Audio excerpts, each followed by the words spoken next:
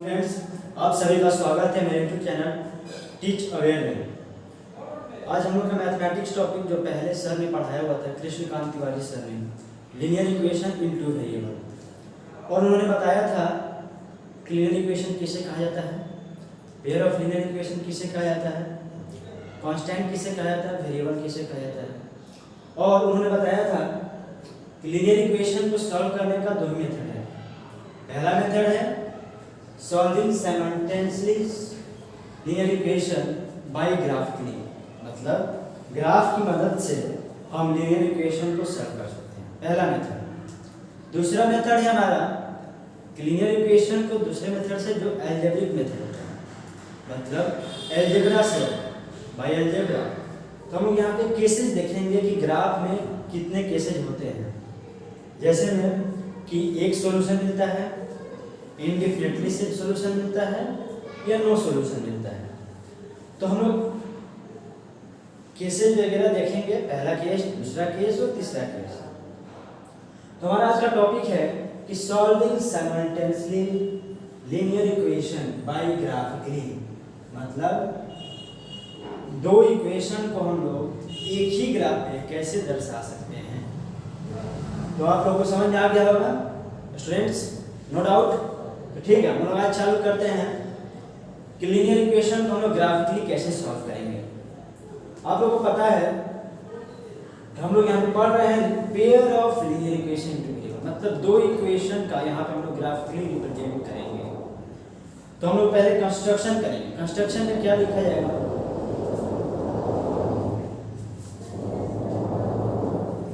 Late draw a line x o x dash, draw a line x o x dash and y o y dash, मतलब हम लोग को draw करना है एक लाइन और एक ग्राफ भी रिप्रेजेंट करना है x o x dash and y o y dash. So let us draw the graph of x o x dash and y o y dash. This is treated as x o x o dash, and this is treated as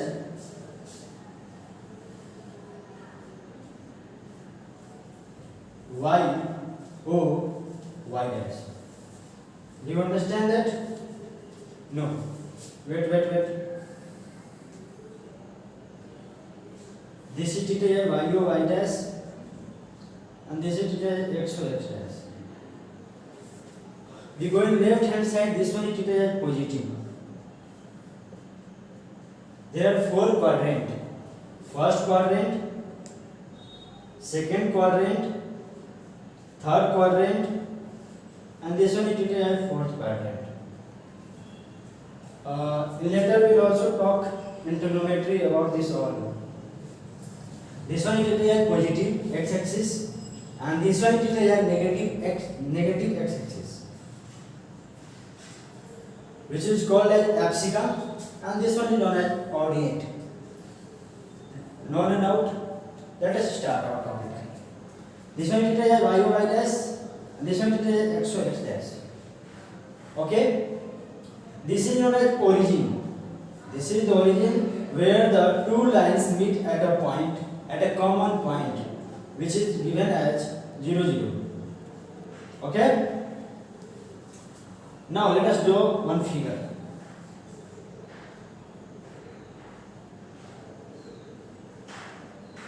Case first. What? Case first. We will talk about the cases. There are three cases which we have to read in our topic pair of linear equation in two variable. The first case will be discussed by the graph. आप लोगों को आज linear equation in two variable का दो method, पहला method पढ़ाया जाएगा और कल के वीडियो में दूसरा मेथड पढ़ाया जाएगा। पहला मेथड क्या है, pair of linear equation by graph की मदद से। मतलब pair of linear equation graph की मदद से हम लोग कैसे दर्शा सकते हैं कि दो इक्वेशन एक ही ग्राफ पे क्या करता है, मतलब उसका क्या क्या काम है, या वो कोइंसिडेंस करता है या वो पैरेलल है। इन तीन केसेस हैं इसमें। तो हम लोग पहले डिस्कस करेंगे पहला केस, और कल के वीडियो में हम लोग डिस्कस करेंगे अलजेब्रा के मेथड से। आप सबको कहीं डाउट हो तो कमेंट बॉक्स में अपना प्रश्न पूछ सकते हैं और हम उस प्रश्न का जवाब देने की कोशिश करेंगे। तो पहला केस क्या कहता है कि जब दो इक्वेशन का लाइन एक कॉमन पॉइंट पे मिलता है तो वहां पे एक यूनिक सॉल्यूशन होता है। यूनिक का मतलब अकेला सॉल्यूशन मिलता है। तो हम लोग देखने की कोशिश करेंगे। Case first when two line meet at a common point and let that point be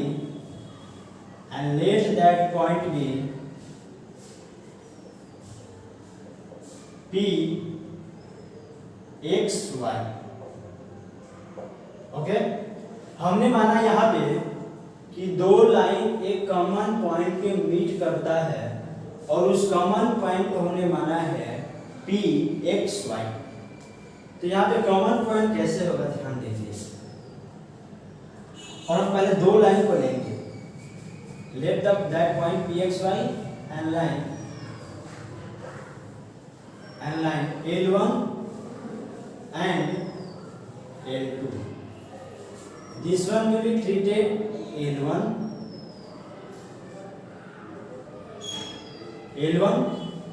and the second line will be treated as L2। What will be treated as L2। हम लोग ने यहाँ पे केसेस में पहला question में discuss किया कि जब दो कॉमन पॉइंट एक लाइन पे मिले और उस पॉइंट को हमने लिया है P x y, और ये दो लाइन कौन से हैं? तो line L1 and line L2। कोई doubt students? No doubt. Let's come to our point. तो यहाँ पे जब दो कॉमन पॉइंट मिलता है, दो लाइन एक कॉमन पॉइंट में मिलता है तो हमें यूनिक सॉल्यूशन मिलता है। Then we gate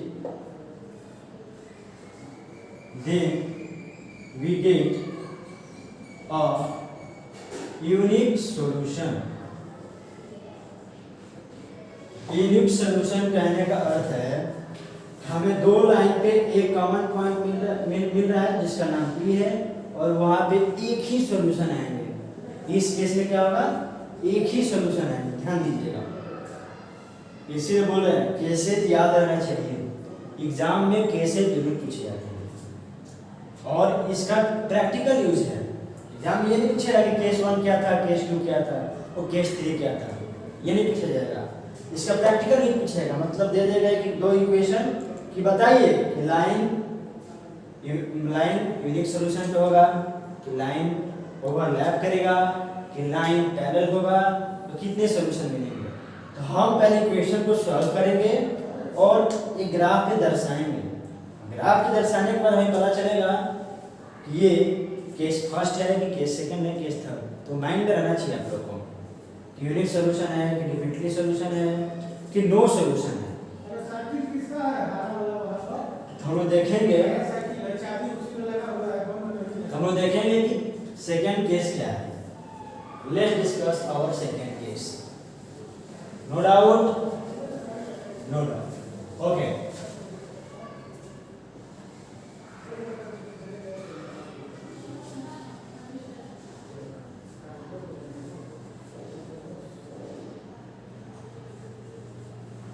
second case, when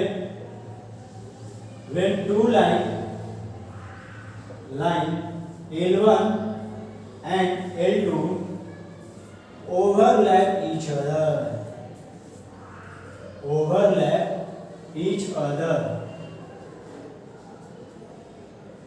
कहने का अर्थ है कि जब दो लाइन एक ही पे ओवरलैप हो जाए, दो लाइन एक ही पे ओवरलैप हो जाए तो वहाँ पे हमें लीनियर इक्वेशन टू वेरिएबल का सॉल्यूशन कितने मिलेंगे।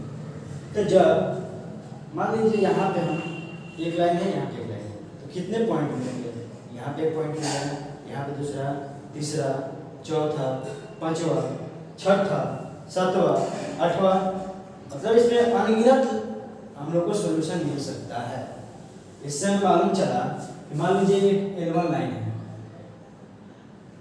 आप लोग को एक और डाउट होगा कि सर पहले ही क्वाड्रेंट में क्यों बार बार बना रहे हैं, इससे हमको नहीं मतलब, आप कहीं पे भी ड्रॉ कर सकते हैं। तो लीजिए देखिए यहाँ पे भी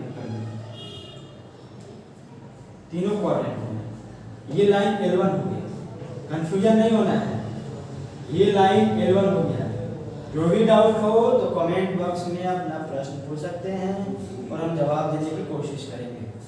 और इसी पे ओवरलैप मतलब क्या होता है, एक लाइन पे दूसरा लाइन हो जाएगा, इसी पे दूसरा लाइन भी हो गया। ध्यान से देखिएगा केस 2, इसी पे हो गया दूसरा लाइन।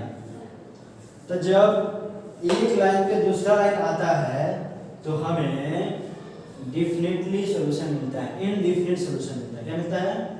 then we get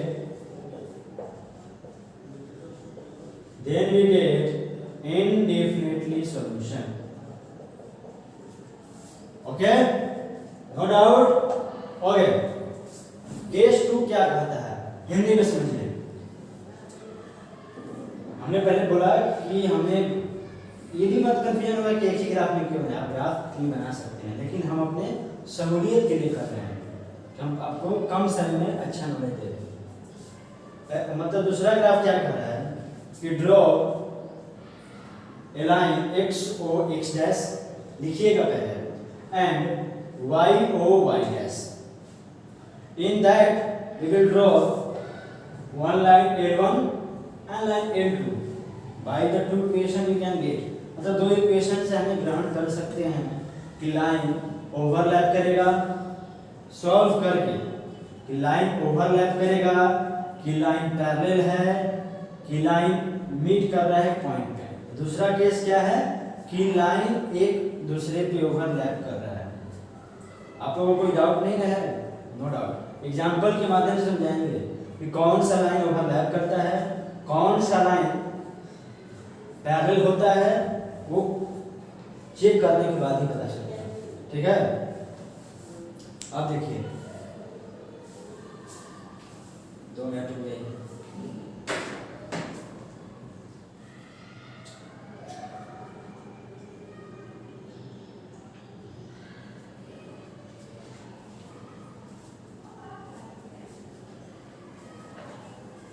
आइए देखा जाए, इसने क्या कहा कि line L1 and L2 overlap each other than you get indefinite solution. मतलब बहुत हो सारा।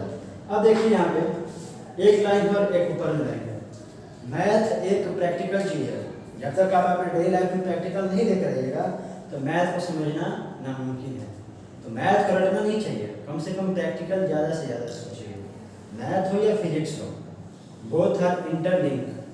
जब तक आप मैथ नहीं पढ़ेगा तो फिजिक्स नहीं आएगा, जब तक आप फिजिक्स नहीं पढ़ेगा तो मैथ नहीं आएगा। दोनों का कंबाइन है। कुछ यूज आएगा ट्रिग्नोमेट्री में फिजिक्स का, हाइट एंड डिस्टेंस में। ट्रिग्नोमेट्री में मतलब जैसे मिसाइल कैसे लॉन्च होता है तो ट्रिग्नोमेट्री के आधार पर कॉस थीटा साइन थीटा निकाल के, तो वैसे यहाँ भी इसका भी प्रैक्टिकल यूज है। वो किसमें है तो डिफरेंस में है। आप लोग को ये सब देखना पड़ेगा। ये नहीं कि मैथ पढ़ लिया तो इसका यूज कहाँ पे, इसका प्रॉपर यूज भी है। या जब आप हाई लेवल क्लासेस में जाएंगे या पायलट उड़ाएंगे, पायलट बनेंगे, तो इसमें आपको यूज पता चलेगा कि इसमें क्या यूजेस हैं, क्यों ये मैथ बनाया गया है। मैथ इसलिए नहीं बनाया गया है कि रट्टा नहीं, इस पर सोच हुआ है। बहुत सारे मैथमेटिशियन ने बहुत सारा सोच करके, शोधन करके इस मैथ्स को बनाया हुआ है। ये ग्रहण है, एक मत ये तो समुंदर में समुंदर है ये। इसको पढ़ने के लिए क्या चाहिए? प्रैक्टिकल होना पड़ेगा। पहले प्रैक्टिकल होगी आप लोग। ये लाइन हो गया line L1 and L2 coincidence. एक वर्ड होता है कोइंसिडेंस, मतलब ओवरलैप की जगह पर लिख सकते हैं कोइंसिडेंस। ठीक है।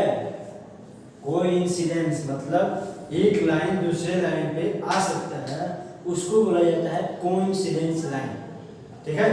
इसमें हम लोग देख रहे हैं कि लाइन L1 और L2 एक पे एक दूसरे पे कोइंसिडेंस है, तो कितना मिलेगा, इनडिफिनिटली सॉल्यूशन मिलेगा। केस 2 ये है। केस 1 क्या था कि एक लाइन ऐसे है और दूसरा लाइन ऐसे है, ये एक पॉइंट पे मिल रहा है जिसका हम लिए थे pxy, ठीक है। तो उसका कितना सॉल्यूशन था, यूनिक सॉल्यूशन, मतलब एक सॉल्यूशन था। थर्ड केस हम लोग पढ़ेंगे। कंफ्यूजन हो तो आप क्वेश्चन पूछ सकते हैं कमेंट बॉक्स में, और इस वीडियो को ज़्यादा से ज़्यादा शेयर करें, और पसंद हो तो लाइक भी किया करें अच्छे से, और कमेंट बॉक्स में जो भी कमेंट करेंगे उसका सॉल्यूशन हम देंगे। हमारे टेक्नीशियन यहाँ पे हैं जो आपको देखते हैं, ठीक है। केस 3 क्या कर रहा है, केस 3 क्या कह रहा है,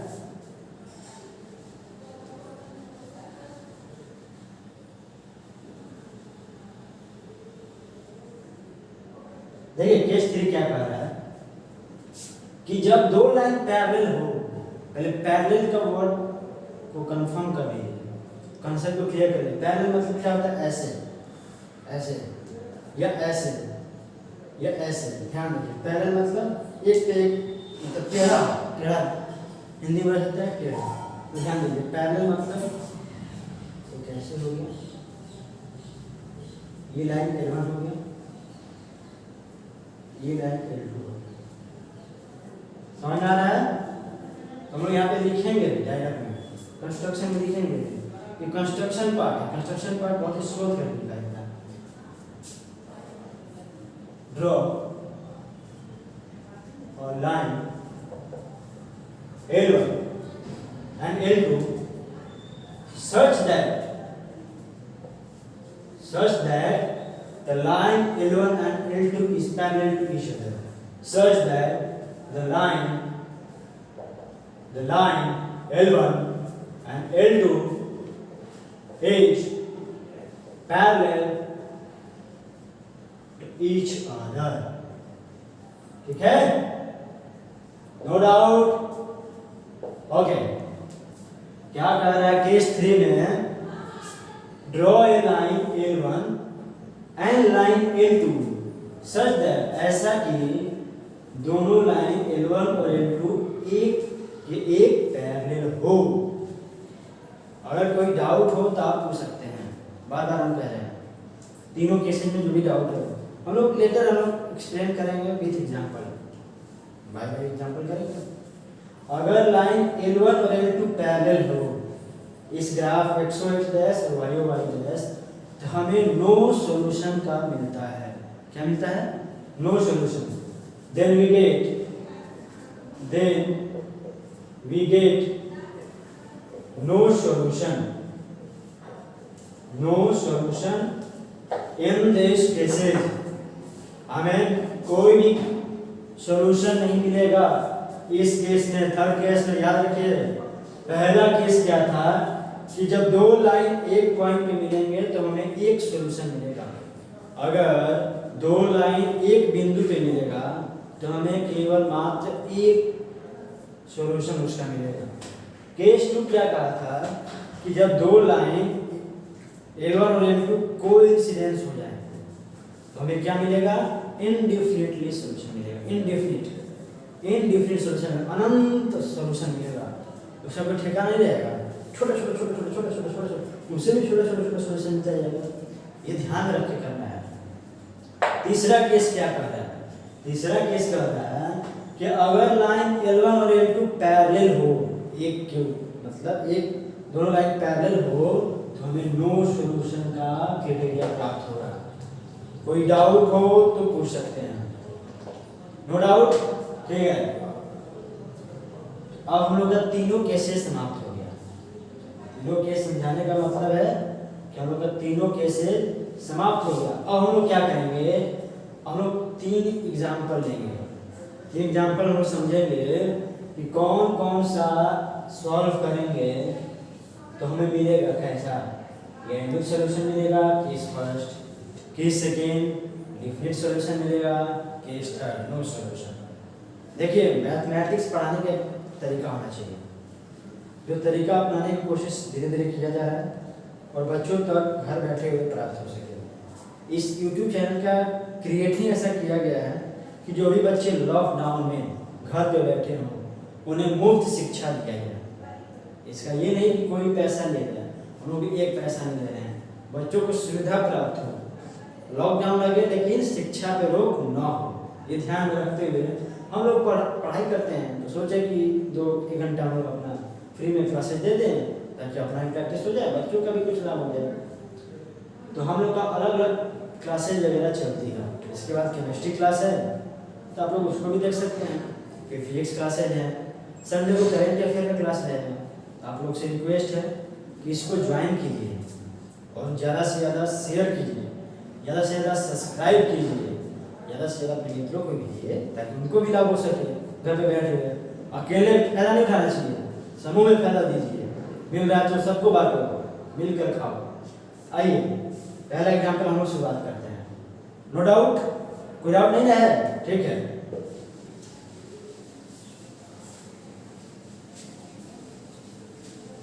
एग्जाम्पल पहला लेंगे, ध्यान दीजिए कैसे दो इक्वेशन को ग्राफ पे दर्शाया जाता है। तो पहला एग्जाम्पल हम लोग देखेंगे, solve graphically the system of linear equation. दो इक्वेशन दिया हुआ है, क्वेश्चन पहला हम सॉल्व कर रहे हैं एक्सरसाइज का। x + 2y = 3, x + 2y = 3, this is the first equation. ये x + 2y = 3, ये हमें पहला इक्वेशन प्राप्त हुआ। दूसरा इक्वेशन क्या कह रहा है? 4x + 2y 4x + 3y = 2, 4x + 3y = 2, excuse me, equation 2। ये क्या कह रहा है कि आप दोनों इक्वेशन को सॉल्व कीजिए। क्या ये दो इक्वेशन आपको एक सॉल्यूशन देता है? मतलब एक पॉइंट मिलता है कि नहीं, जो पॉइंट लिए थे P(x,y). दूसरा क्या कह रहा है? दूसरा केस क्या कह रहा था? अगर लाइन कोइंसिडेंस हो जाए तो इनडेफिनिटली। तीसरा केस क्या कहा? लाइन दोनों पैरेलल हो तो हमें नो सॉल्यूशन मिलेगा। तो पहले इस दोनों को इक्वेशन को सॉल्व करके अपने मेथड से, जैसे मेथड बताएं या अपने मेथड से जैसे भी आप जानते हो, इन दोनों को पहले सॉल्व कीजिए, ठीक है? और जाके हमें प्राप्त होगा कि तीनों केसेस में एक केसेस इस पे एक मिलेगा। ध्यान दीजिए कैसे सॉल्व किया जाएगा। या तो आप पहले इसको सॉल्व कीजिए या इसको सॉल्व कीजिए। ध्यान दीजिए, हम पहले क्या करेंगे? सॉल्विंग इक्वेशन 1 वी गेट, ये सब डायलॉग है एग्जाम में जिससे मार्क्स उठाने को प्राप्त हो सके।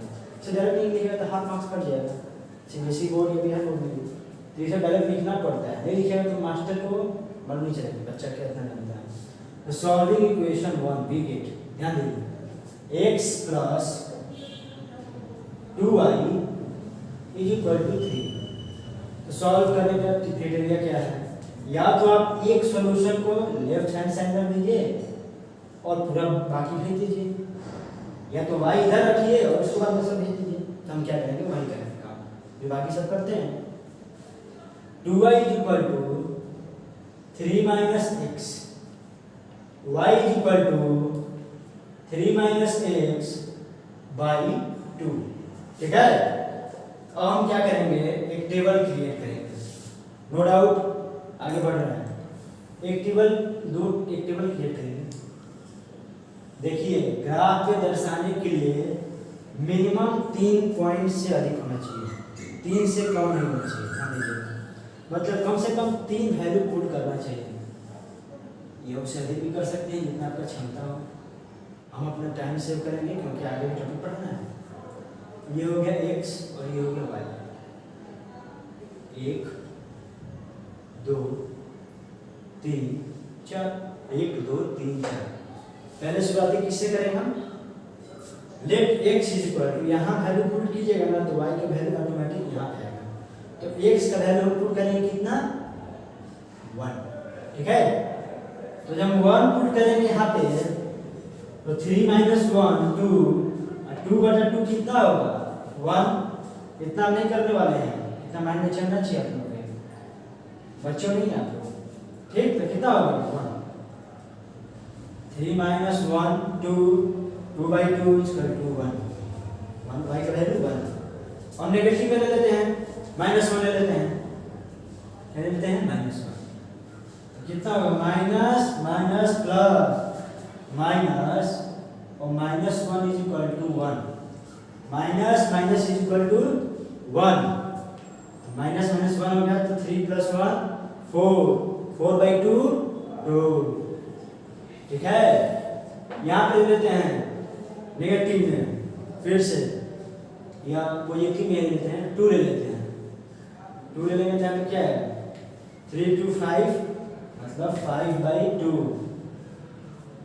तो देखिए वैल्यू ऐसा लेना चाहिए ना कि फ्रैक्शन में ना आए, कोशिश कीजिएगा कि यहाँ पे जो वैल्यू आ रहा है वो फ्रैक्शन में ना आए, वाई फ्रैक्शन में आए। तो इसको आप ऐसा कीजिए कि 2 से कट जाए, समझ में आ रहा है ना आपको। तो मान लीजिए आप ले लिए 3,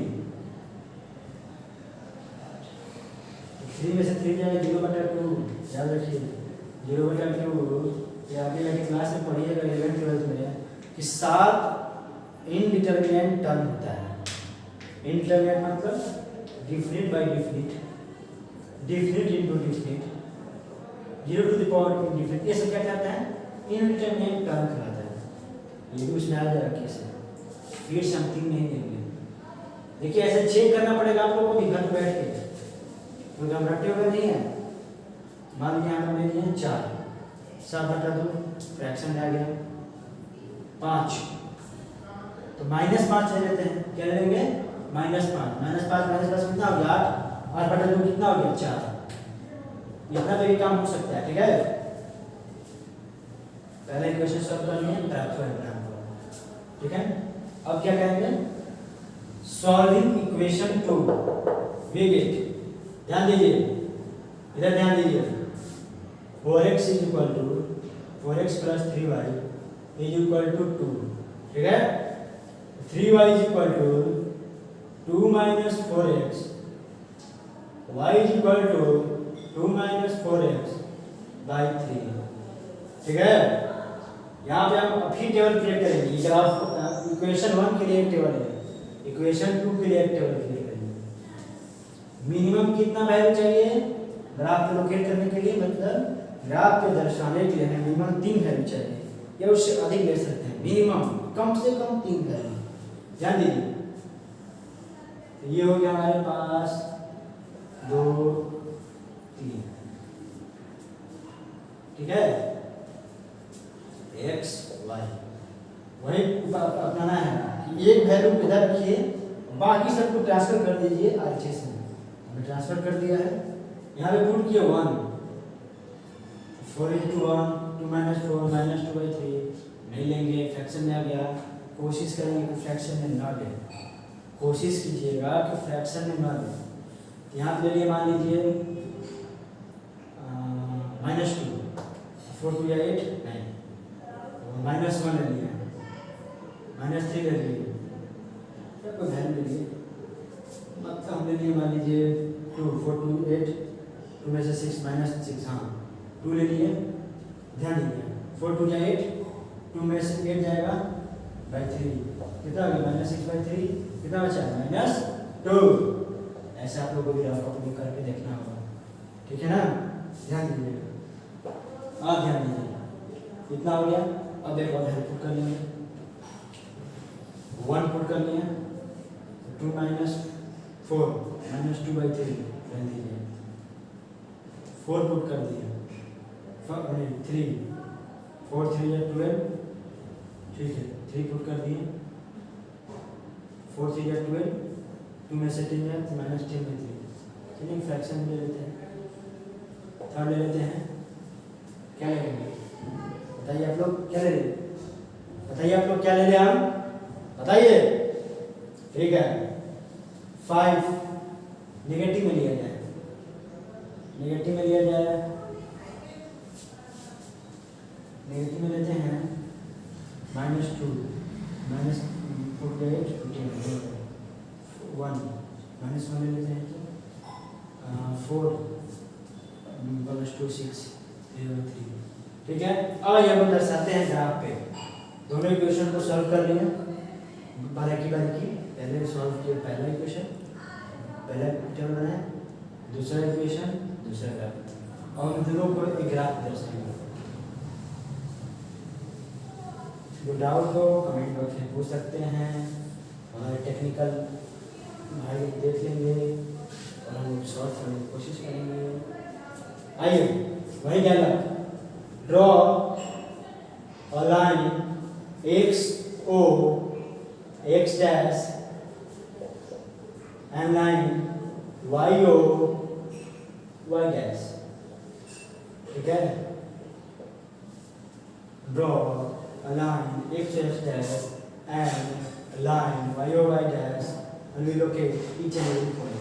हमें ध्यान दीजिए y पे क्या चाहिए 1 2 4 पॉजिटिव है, ऊपर जाएंगे 1 2 3 4 5 6 1 2 3 4 5 6 हो गया, ये हो गया 1, ये हो गया 2 3 4 5 6। ये ध्यान रखिएगा, ग्राफ पेपर में ही करिएगा एक काम, ये वहाँ पर आप लोग को दिखाने के लिए कर रहे हैं, और स्मॉल बॉक्स में जो होगा उसी में करके दिखाइएगा। ठीक है, तो गलती हो जाएगी, ऐसे मत कर दिया कि सर किए थे तो हम भी कॉपी भी कर रहे हैं, मार्क्स नहीं मिलेगा।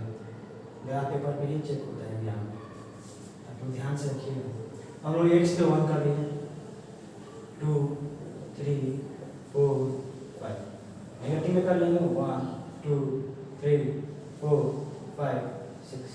कितना हो गया -1 -2 -3 -4 -5 -6। ठीक है, ध्यान दीजिए 1 पे 1 आया, कितना आया 1 पे 1 आया, ध्यान दीजिए 1 पे 1 आया, ऐसे ही कर सकते हैं, ऐसे छोड़ दें। ठीक है, -1 पे 2 आया, -1 पे 2 आया, ध्यान दीजिए -1 पे 2 आया, -1 2।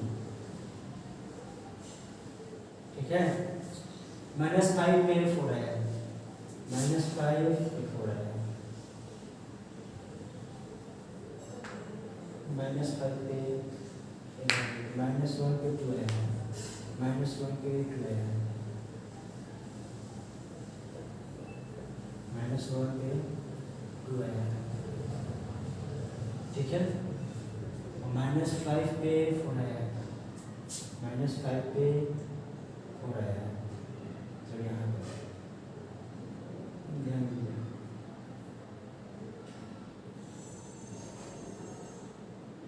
ये y हो गया, नहीं ये ध्यान दीजिए, गलती हो गया है, ये x पे है, ये y पे है, -1 -2 -3 -4 -5 ठीक है, और ध्यान दीजिए 1 पे 1 हो गया, -1 पे 2, -1 पे 2 हो गया यहाँ पे। ठीक है, -4 -5 पे -4 यहाँ पे आएगा, और ये यहाँ पे आ जाएगा। ध्यान दीजिए, मिला दीजिए इसको, सीधा आ जाएगा। ठीक है, ये सीधा आएगा। ठीक, और ध्यान दीजिए इसको 2 पे -2, 2 पे -2 यहाँ पे आएगा, यहाँ पे 2 पे -2। ठीक है, ध्यान दीजिएगा -1 पे 2 आया, 2 पे -2 -1 पे 2 आया, यहाँ पे -1 पे 2 आया, और यहाँ पे क्या आ गया -2 पे -2 2 पे -2 यहाँ पे -2 यहाँ पे। ठीक है, और 3 पे -10/3 क्या हो जाएगा -10/3 कितना आ गया 3 का 9 3.3। ठीक है, 3.3 3 पे आया पॉजिटिव है, 3 पे आया 3.3 आया। ठीक है, -1 पे 3 -1 पे 3 -1 पे -1 पे 3 इसको मिलाइएगा तो ऐसे यहाँ पे एक पॉइंट है, ये क्या हुआ, यूनिक सॉल्यूशन दिया। क्या दिया, यूनिक सॉल्यूशन दिया। ठीक है, अब हम लोग नेक्स्ट क्वेश्चन लेंगे। तो कब होगा कोइंसिडेंस, कब होगा पैरेलल। आप लोग को घर पे बैठ के क्वेश्चन सॉल्व करना है लीनियर इक्वेशन इनटू वेरिएबल से रिलेटेड टू ग्राफ, और देखना है कि कहाँ पे डाउट हो रहा है, और डाउट के लिए क्वेश्चन कमेंट बॉक्स में पूछ सकते हैं। तो आज हम लोग का टॉपिक था linear equation into variable bye graph method, और कल हम लोग पढ़ेंगे linear equation into variable bye algebra method, जिसमें 3 मेथड हम लोग पढ़ना है कल। पहला है सब्स्टिट्यूशन मेथड,